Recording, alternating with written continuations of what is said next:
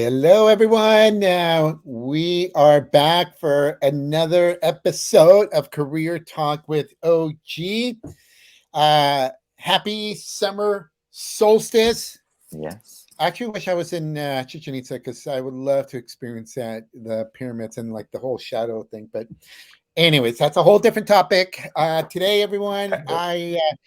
we have my son David, and today's topic is Brown Pride in honor of Pride Month. And we're going to be talking about leadership, but leadership from the perspective of being Latino, brown, and queer, and a young professional here. I'm going to let David share with us what he's been up to here in this last year. Because if you recall, David was a guest on Career Talk with OG and Angelica, my daughter. I think it was maybe almost 2 years ago, year and a half, I two think years ago. so. So, David, all right. Why don't you tell us what you've been up to in this last year? A lot of things going on. Yes. Excuse me for my little allergies that I have right now. It has been a busy year. So I graduated in at the end of May of 2022, and with my degree in music education, a minor in ethnic studies. Um, and then I quickly came home. I came home as fast as I could to Mountain View to start doing stuff here. I really was. It was important for me to get back to my community and get back to giving to my community, and also creating connections in my community, because a lot of the work that I do is about building connections and making sustainable change through connection. So yeah, so that's kind of what I did initially. From there, kind of took a second to get settled and find a job. I think a lot of young professionals, unless you have one lined up, you really go through that process of saying like, what's a good fit for right now. I feel burnt out from school, so I do want a little bit of rest, but also I want to be digging into my career.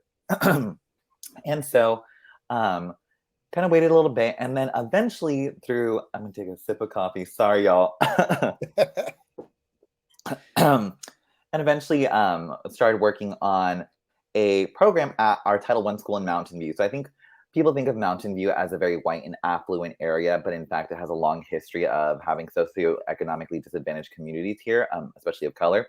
And so I wanted to start a culturally responsive or relevant program in our Castro school, which I attended. My dad attended. My grandfather did. Well, no, Papa went to Crittenden. Never mind. But Yeah, you know what? A lot of people went there, yeah. and so it's just long in the family history.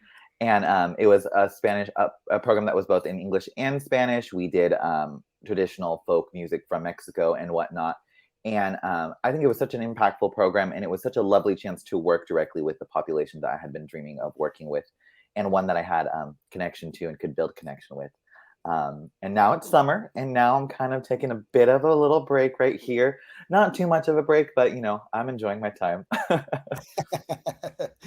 So definitely a lot is going on here in the year. And for me, as your dad, one of the things that I'm really proud of you is you mentioned how, in some cases, students have a job lined up, or at least that's the expectation, right, to have something lined up.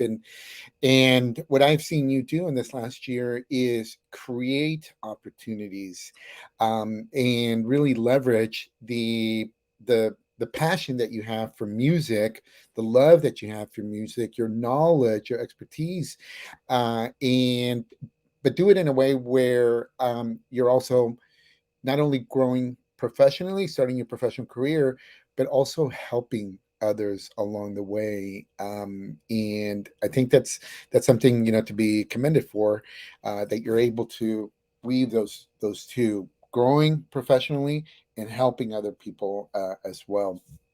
So Absolutely. let's get into the topic here of leadership. So I do training, a career and leadership training, and I oftentimes, when I talk about leadership, um, I talk about it from the perspective, and I have to give credit to like my favorite author on leadership, which is John Maxwell, and he defines leadership is influence, and that it doesn't matter what your title is, or age, et cetera, and so forth, we all have the ability to lead other people, to influence other people. And but then when we add the dynamics of race or ethnicity or sexual orientation, there are some other challenges, obstacles, barriers, or opportunities, that we have to seek or do things differently. And so today we're going to be talking about being, as we said, brown and queer, which is what you are. But let's start off first. Just generally speaking, when you, as a young professional, hear the word leadership, what comes to your mind? Yeah. So leadership. So I'm a part of the Musician of Color Association, which I helped start in college, right? And it is a org right now that we're pursuing our 501c3 status. And there's been a lot of opportunities for leadership within it. And of course, I feel very lucky to have had a lot of leadership opportunities. But essentially, what the Musician of Color Association is doing, if you boil down everything, our mission statements, our values, our whatever we're working on, we're working towards a liberationist framework. We're kind of in the camp of like the abolitionists. I'm not talking necessarily like the abolition of slavery. We are talking about the abolition of slavery, but not necessarily from that time period. It's evolved since then. If anyone's interested, go look up like Mariam Kaba is a great author, or Adrienne Marie Brown. These are great authors. Angela Davis, also someone comes an author that's coming before them. One person that has influenced me greatly in my idea of leadership is actually Paulo Freire and the ideas of critical pedagogy. He wrote the book Pedagogy of the Oppressed. And it's basically talking about how we live in a society that is structured with people who are oppressed and people who are oppressors, right? And it's talking about how can we embrace our humanity, live into our humanity so that we can dismantle these structures. And one of the main points that he makes in that book is talking about how we need a leadership that is horizontal and in complete solidarity with one another.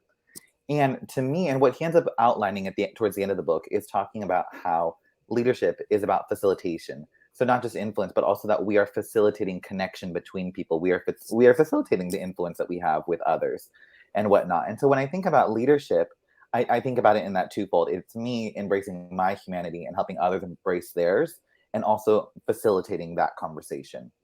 And I think that's the thing that I also like. There are obstacles to being brown and queer and or whatever your intersections are, but those are your strengths. I mean, to your point of the the workshops that you have, like those are your strengths as a leader, as someone who has that nuance. I always think about it as when you are off center from the center, you have a greater vantage point of the entire room. And so that's what I think as leaders, people who are marginalized on the sides, you have a greater perspective to see the challenges that are in the room. And that's just, I mean, that's just one advantage, I think, of being. Yeah. You know what? Let's pause for a second, because I'm going to come back to that point here, what you mentioned of being off-centered. But let me go back to what you said earlier. So you said that when you think of leadership, yes, it's influence, but it's also facilitating. Is that correct? Is that what? And when you what do you mean by facilitating? Because I like how you've combined the two, and I agree with you. Elaborate a little more on like, or maybe some examples of what you mean facilitating what discussions, conversations. What do you mean I facilitating? think the easiest example is a teaching example, and I hope this is resonant for people who aren't teachers as well. But I don't know if we remember when we would go into grade school and the teacher would have the plan and would just go through the plan regardless of kind of what you thought. I don't do that necessarily. Not every day as a teacher. Some days I come in with like kids, we're going boom, boom, boom, boom, boom. Sorry, hang with me. Yeah. But some days I'm coming in and saying, I don't 100% know how to approach this material, but we're going to approach it together. So I become the facilitator. It's not that I know more than the kids necessarily, or about all the same things. The kids are going to have some greater knowledge than I do in some areas of that lesson plan, whether that be how the classroom management should go, different behavioral issues or struggles, or maybe they're really going to love it. And I am facilitating by taking in that feedback and creating a flow, a leadership flow from that. So it's not me coming in saying, I know what needs to be done, but I'm working with even kids that are 7. Some of them are 4 and 5. And every time I make sure that they're having an opportunity to lead the class. I think that's what's nice about music is that Yeah. actually sometimes I can take a step back and say, do we just need to have time to chill and connect with each other on a Hmm. human level rather than learn music? Because when we relax and connect and are in some way still doing music, we're still learning. So that's what I like Right. to think. Yeah, Got it.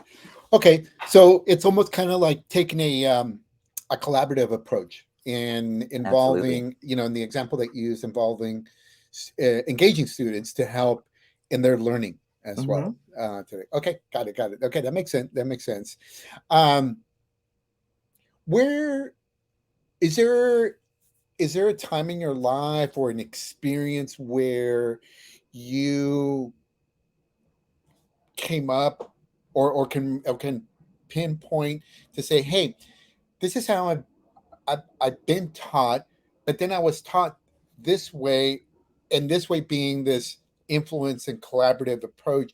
Is there like a time in your life where you can point back to say someone kind of did something like this and therefore you took it, or is this just something that in your own professional career leadership growth you've and the training that you do, teaching that you do, that you've come up with this approach? Yeah, well, I think you got to look at your childhood, and I think about you and mother and the way you guys raised both Hanka and I, and you did give us a lot of agency in the ways that we could be tiny humans. You never. I remember mother would always say like, we don't really baby talk in the family. We don't talk down to the kids in the family. We talk to them as if they are adults with just like the appropriate age appropriate like kind of conversation, or whatever their mental development is at.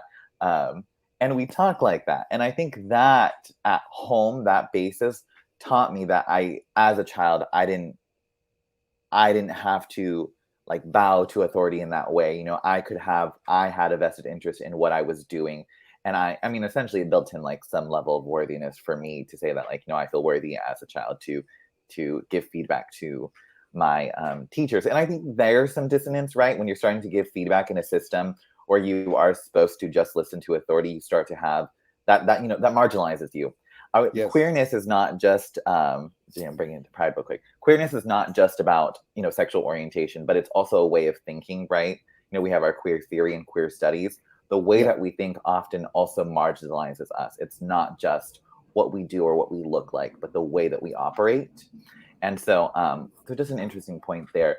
But really, the point that I always come back to is when I dropped out of college the first time, because I dropped out of college twice.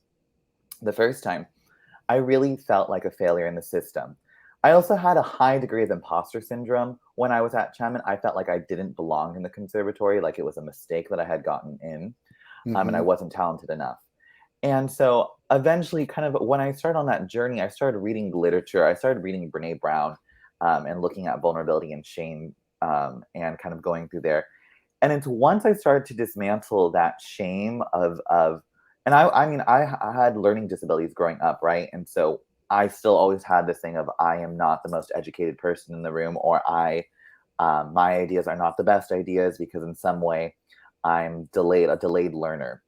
Hmm. But slowly I began to dismantle this image that I had of myself and was able to step into some level of loving myself a degree more, that I realized that the education system was also mirroring a lot of the pain. It was reinforcing a lot of the pain that I had been given. And so that's when I started to also read about these educational scholars and whatnot, and started to dismantle that as well. But I always say like it was more so a matter of like I didn't want to suffer in this lifetime. I didn't want to suffer and just accept the way that things were, or the way that I believed in myself. I wanted to expand my thinking and be an active participant in my life. And I did that through these scholars, and I continue to do that through the way that I teach and the way that I lead. Got it. Got it. Got it. Okay. Um, all right. Well, I guess your mother and I did do something right then, and you always wonder, right? Those of you that are parents, you always wonder, like, wait a minute, am I being a good parent or not? So far this But year, pretty good. So yeah, yeah. I want to come back. to that point that you made, I forget the word that you used, but it's essentially the way in my mind I interpret it is like being that outlier. Mm-hmm. Okay, earlier, and so here's my experience. Is in my experience in having worked in the private sector and the tech industry, um, I I heard a lot about how being different is a competitive advantage. And if we then take that to what we're talking about, being that outlier, that being that outlier is a competitive advantage. Mm-hmm. Yet, from a minority standpoint, as a brown person, as a Latino or queer or brown and queer, these intersectionalities, being different in our society, American society, is actually viewed as a negative. Mm-hmm. Okay, like there's deficiencies, there's something wrong with you, Mm-hmm. is how society views us. But it sounds to me that, um, well, let's take it here, to bring it. So, talk about how you this intersectionality of being brown and queer.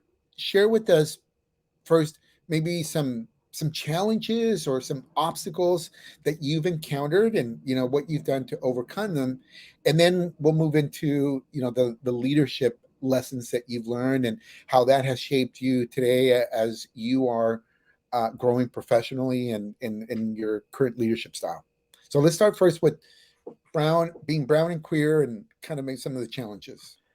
I think we need to there's a couple of things that are coming to mind, but prior to logging on today, I was going through some of my old essays, and this is definitely a point of the conversation where the personal and the political kind of come together. The personal and the professional, they're coming together because these are elements of our personal narrative that sometimes are missing.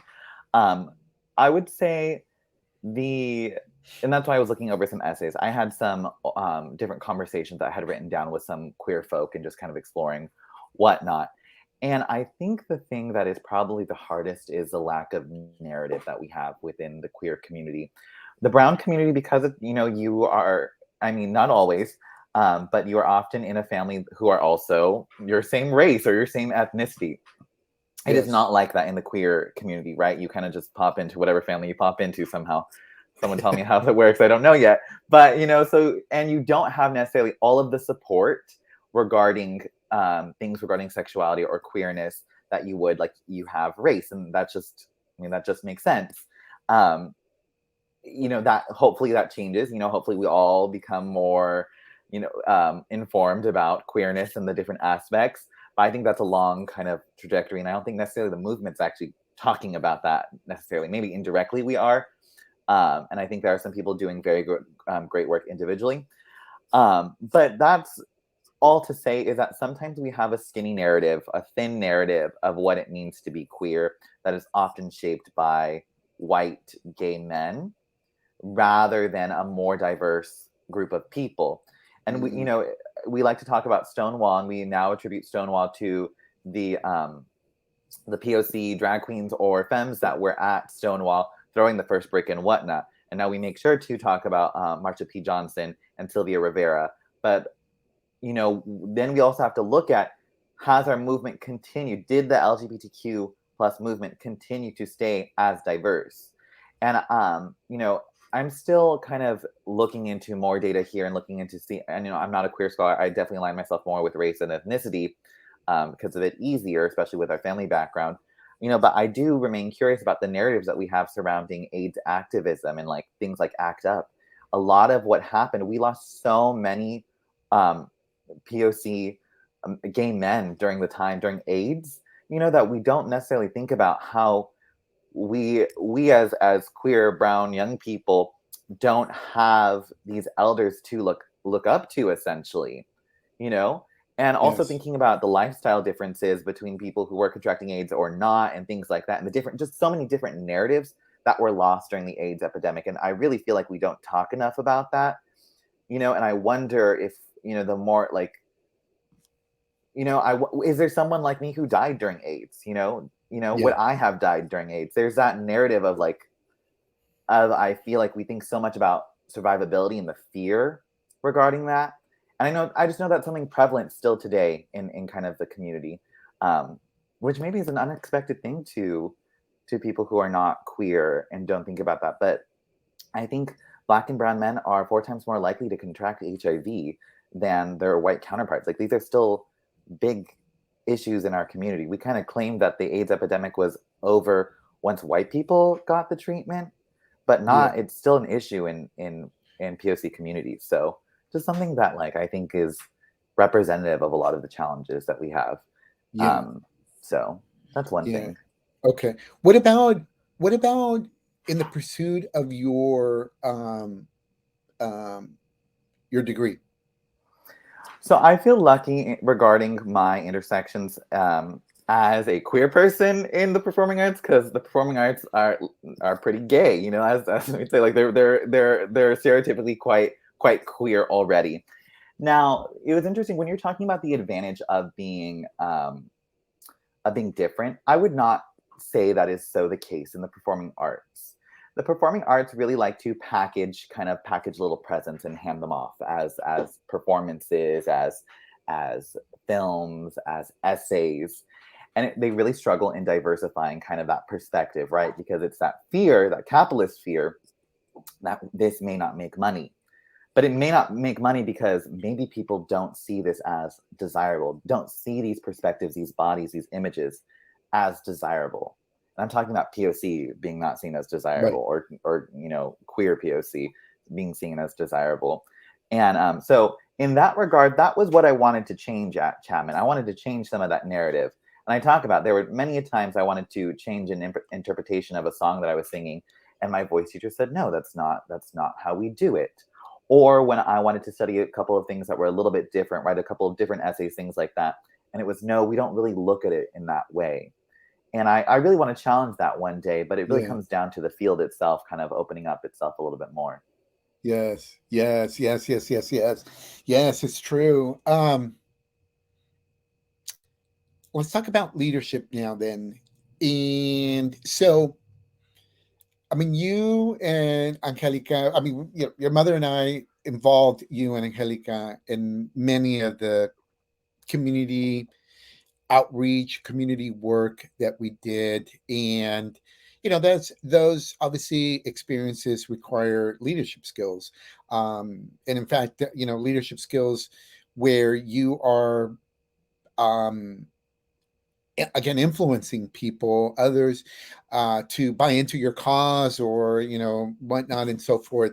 So it's a lot of grassroots, right, Mm-hmm. work that you're involved. When you reflect on leadership as a brown person, as a Mm-hmm. Latino, and then leadership as a queer, can you share with us where you see some differences and then some similarities, or that intersectionality of the two? Yeah, interesting question. Um, because I always feel like people see me as brown first. Got it. I always feel like people see me as brown first. Um, because queerness throughout there's different queerness is an interesting thing, because as as a queer person, people are making choices about ways that they are observing your gender expression. They're not, I mean, they don't, I'm hoping kind of in these spaces they're not really thinking about who I'm going to bed with. I'm like, I hope that's, I don't think that's where the narrative is at. So people, when we think By about the way, what our David, as your dad, you're still too young. Okay, so I don't care. perfect. But as kind of as thinking about more so, like, when we talk about gender or queerness, like, we are talking about the way that we perceive people as being Yeah. traditionally masculine or feminine, right? And so, and I think that's what's interesting, as so I identify as a cis or gender queer cis. It depends on the day. Like, I definitely lean more like towards the masculine expression. I don't consider my expression feminine.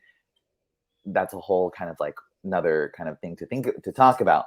But and so I wonder the ways in which I embody kind of this feminine ideal in people, like what, or not ideal, but like towards this feminine idea, um, instead of being masculine, how that shapes the way that people listen or don't listen in certain spaces. Yeah. Um, what I do know, at the very least, regarding my queerness, is that it does make people uncomfortable to some degree. Not in an extreme way. There's a Yeah. level of a lack of comfortability. So, as a Mm, result of that lack of comfortability, are people listening more? Are people listening less? Is kind of the mm, case across the country, I feel. In yeah. the city of Mountain View, because of that difference, our spaces that are political, they're listening more because they feel like there's something I don't understand. I think that's what's happening. In Yeah. Orange County, you are not understandable, so I will not listen, was Oh, what I felt. interesting. Interesting. Okay. Okay. Yeah. When everyone has kind of the idea of like they understand more racially, but when it becomes to this deviance of gender and these expectations, I think then there becomes this level of unknowing that people can get uncomfortable with. And I Got it. enjoy that lack of comfort. Yeah. That's a leg up on my part because I get to set now the tone about what I'm like. That's leadership, right? That's like leading into the progress, like saying I get to set the tone now of what the conversation is going to be because there is no preconceived expectation on the other person's end. Yes. But that takes I guts. Yes, it does. We're going to come back here. I do want to point out, Eric, buddy, thanks for joining us. By the way, Eric here on the chat, as you can see, he's referencing a point earlier that you made, and he says the need for survivability and the BIPOC and LGBTQ community and the fear that comes from the extinction of leaders within those groups is very real. You know that you were talking earlier. So, thank you, Eric, and then also we have Jacqueline, who shares, that she has two family members that passed away in the early AIDS epidemics, and how times have changed. So thank you, Jacqueline, for also joining us here today. Um, so It's David, worth hopping in real quick also to say like yes, the narrative on AIDS has changed, and I feel like since again also being Pride Month, I should say like you can have HIV and it be undetectable and still live a normal life. We have the medication to also prevent HIV as well, and so just the narrative on HIV has changed, and I think a lot of people don't realize that you can have HIV, have it be undetectable, and not pass it to your sexual partner. So that's yes, just worth saying. So look up yes, PrEP, yes, look up the HIV conversation. yes. Keep your queer safe. Fame. so, so um let me so coming back to the what we were talking about leadership here, and you mentioned, you used Mount View versus, say, like Orange or Orange County as kind of some examples.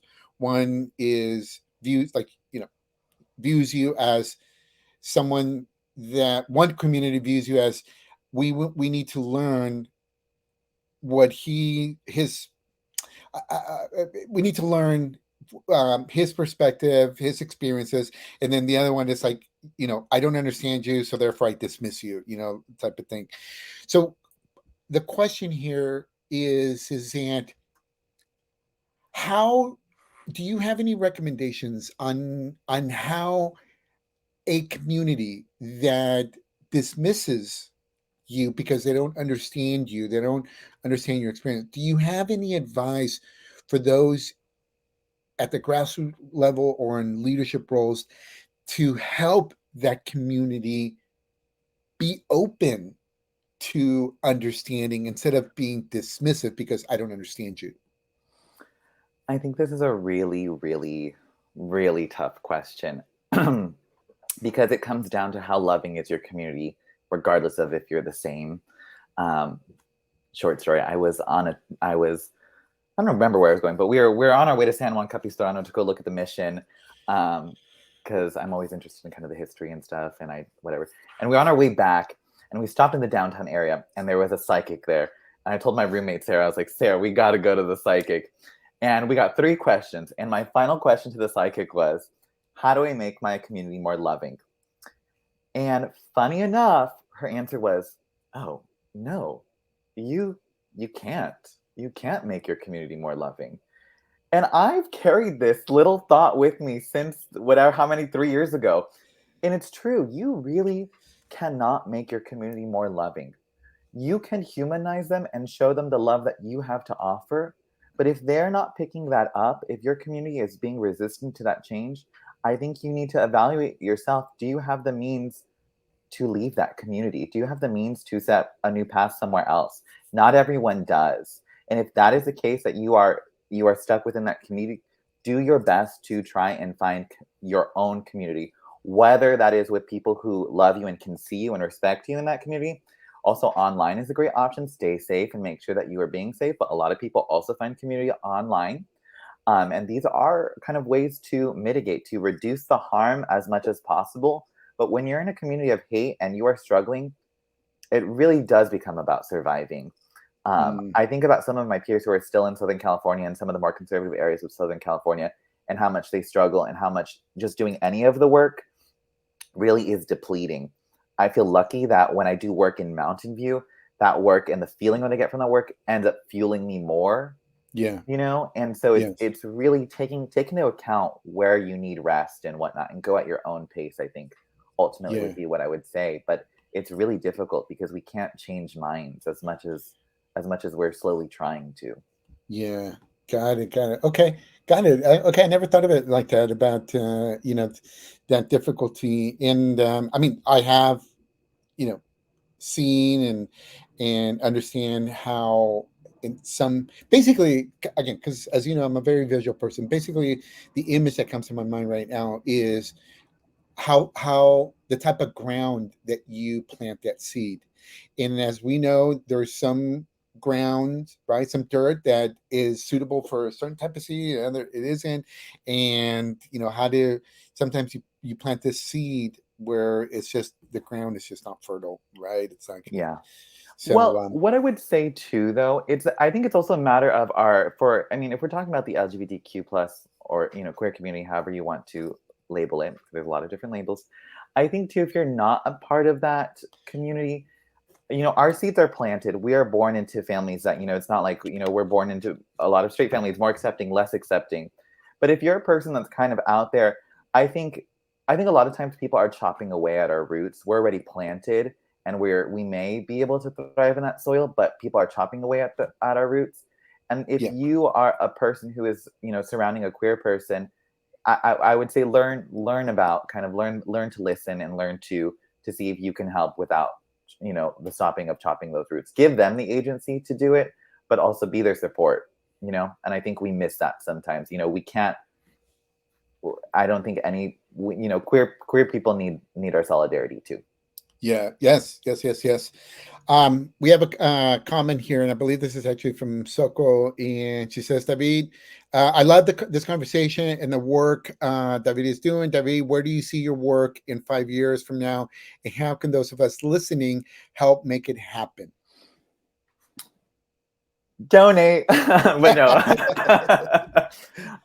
we're not ready for donations yet. But when we do, I'll be back. No, in 5 years, where I see the work, we're just trying to get through year one, a little bit of our 501(c)(3) stuff. We're definitely looking at, starting slow. Um, I would definitely love to see a greater space for queer BIPOC artists. I think right now my dream is focusing on those queer BIPOC artists, because art is a representation of the soul every time. And I want to see our queer BIPOC having their soul displayed and fostered and grown. I want to see more connection. I think that's where I'm fearing that these um, spaces are struggling to be created in a way that is truly meaningful. And so I'm at the very top of the iceberg, trying to, climb my way down, of just saying, how do we create just a little bit more space and a little bit more understanding. And I hope by the time that, in 5 years, that if there's a full foundation, I'm nearing the bottom, barely starting just to hit the water right there. Yeah, That's kind of yes, where I hope to be, is there. And because it's a long road. Again, yeah. that psychic, you can't make your community loving. Give me 5 years. Give me 5 years, and I Very will good. do it. It's a process. It's a journey for sure. Yeah. It definitely is. Debbie, just before we wrap things up, I want to talk about leadership, but from the perspective of how do you see any uh, differences, and if yes, what are some differences in terms of how um, older generations of let's just for simplicity purposes call them activists, okay? Hmm. Older generation of activists, the OGs, okay, of activists, um, whether it's in the LGBTQ community or in the Latino community, versus the younger generation of activists. Do you see any difference in terms of leadership styles? And if so, can you give us some examples of, of these differences in styles? And I don't mean differences in terms of like one is better than the other. They're just different. Okay. Well, there certainly are just different. I would also say not one is better than the other. I think there has been great movement on both ends on activists from just the last 60 years. You know, there's been some great stuff.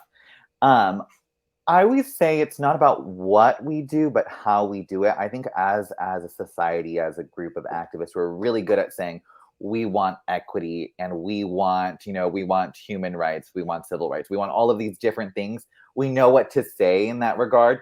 But as activists, I think across the board, we especially now we know less about like, okay, how do we go do that? How do we organize a group of people and actually do some direct action? If there's a step that we need to do before that, is there a step we need to do during it? What do we need to do afterwards? Kind of getting Mm-hmm. that kind of that framework going of like, what does our activism or how does our activism function? What's kind of the nitty gritty of it? We don't really talk about. And I can't really say. I think the past, to some degree, the activism that happened is in the past. I think, and I of course have a respect for the narratives and the empowerment that comes from those narratives. However, functioning wise, politically and economically, socially, we are in a very different time than the Yes. activism of the 1960s. Very different. And like some studies are showing right now, social conservatism is up. It's at an all-time high. 38% of Americans are identifying as socially conservative. So Mm-hmm. it's an interesting spot. If we are having a lot. Black Lives Matter, the protests of 2020 were 3 years ago, and Mm-hmm. we're seeing an uptick in conservatism. Someone tell me, is the work that we're doing working?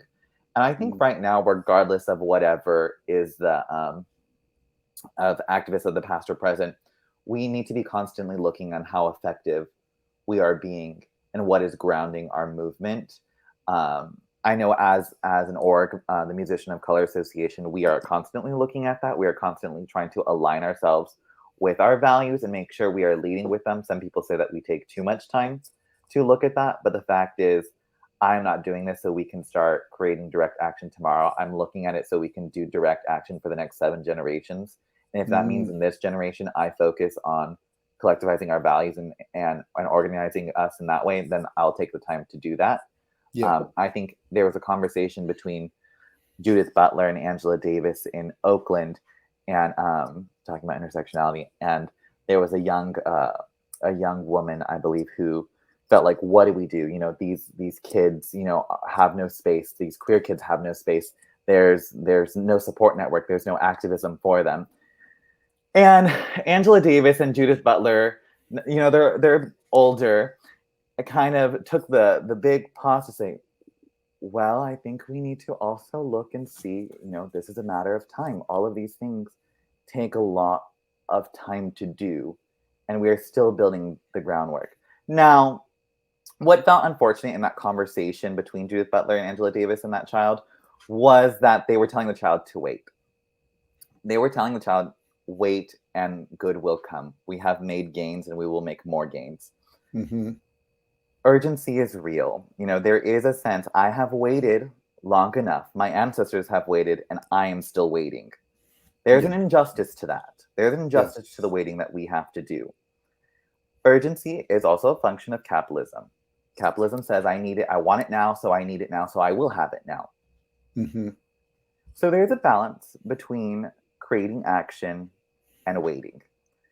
We must not be hurried in the action that we are doing. We must make sure that we are rested and that we are full and that our work is fulfilling. Mm-hmm. The moment of the spark, the moment of ignition of that revolution may take our energy, but may it be so that we are rested before we do that. So Yes. that's a big thought.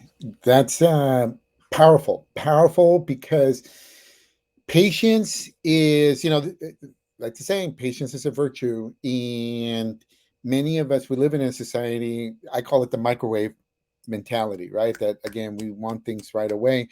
But to your point too, is that as a person of color or, queer, LGBTQ, marginalized group, we've been waiting for a long time too. And, it's like, damn it, I'm freaking tired of waiting. Okay. Mm-hmm. So we need to make some change. So yes, but there does need to be that.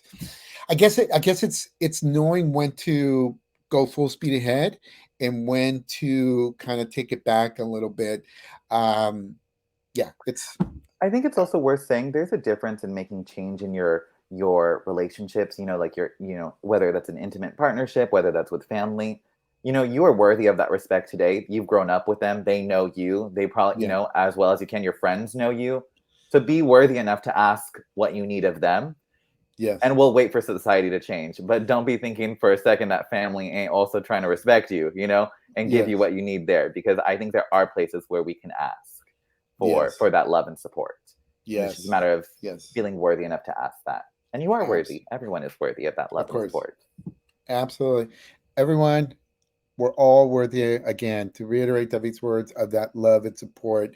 So David, this is awesome. Again, I'm glad we had the opportunity, especially for Pride Month, Yeah. and to have you come back on Career Talk with OG here, for you to share your insights, your perspectives, your views as a young professional in leadership roles and growing your profession, growing your influence, and really doing it in a very compassionate, loving way to also uplift others out there as well. So yes, thank you so much, everyone. Thank you for joining us again on Career Talk with OG. Have a fantastic, beautiful rest of the week. So And thank you, a everyone. fabulous Pride weekend if you're doing it. Yes. Go to the parade. I've never been, but I'll go this year. So great. Yes. All right. So all said. Bye, everyone.